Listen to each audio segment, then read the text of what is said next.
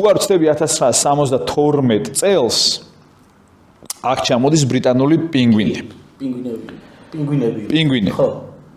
ხო და მან მამა ნახავს ბრიტანელი პინგვინების მოთამაშის მიკი კვინის თამაშს და ამის შემდეგ როგორც ამბობენ მისი თამაში და საერთოდ თბილისის ლოკომოტივის თამაშიც უკვე 73 წლიდან იცვლება და სუპერ თანამედროვე ხდება, იმიტომ რომ ლოკომოტივი იწყებს 2 ფრთით თამაშს, ეხლა როგორ იყო მანამდე არ ვიცი, მაგრამ თურმე 1 ფრთით თამაშობენ.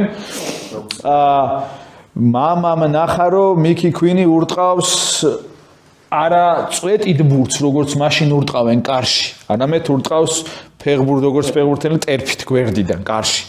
და უკვე როდესაც ლოკომოტივის თასს მოიგებს, რაღაც 112 ქულა აქვს 186-დან გაკეთებენ არაცილებს.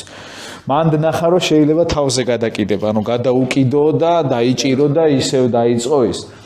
როგორც მე მიყვებოდა მან ნახა ასევე დაქნება. აი რომ დაუქნევ და პას და რომ აღარ მიცემ რა და საბჭოთა კავშირის ნაკრებში გავაკეთეო ამ პოლონეთის ან რუმინეთის წინააღმდეგო რა და ერთი იმათი მსველი წავიდა და 6 ჩემი გუნდელიო და ცდება მითხრა რომ მეორე ტაიმი აღარ გააკეთო რა. ანუ ბევრი ესეთი რამე და ვფიქრობ რომ რაღაცნაირად რა მაშინ ეხლა ხო ახლა იქიდან მოდის პროგრესი, დღესაც იქიდან მოდის პროგრესი ხო და არა იქიდან საიდანაც გვეუნებიან ეხლა ხო და ამიტომ სულ ქონდა ისწავლა თვითონ დედა ახლა ინგლისური სპეციალისტი იყო და მამიდა ჩემიც. ამიტომ მაინც რაღაცა შეხება ამენასთან გქონდა, მაგრამ მე თვითონ ისწავლა და ძალიან მოკლედ ხვდებოდა რამდენად მნიშვნელოვანია რომ იმ ენაზე ილაპარაკო, რომელზეც სარაგბო განათლება ხელმისაწვდომია და უფრო მეტია.